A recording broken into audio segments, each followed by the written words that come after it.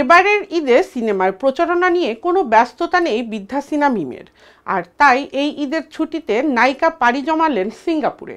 শুক্রবার রাতের একটি ফ্লাইটে পরিবারের 11 সদস্যকে নিয়ে দেশ ছাড়েন তিনি। পরিবারকে নিয়ে এবার সিঙ্গাপুরে ঈদ করবেন বলে জানান এই নায়িকা।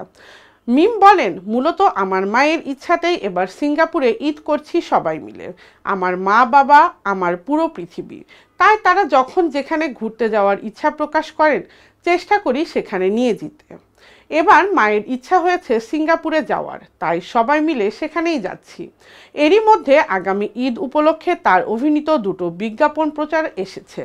আরও দুটি বিজ্ঞাপন এবারের ঈদে প্রচারে আসার কথা রয়েছে।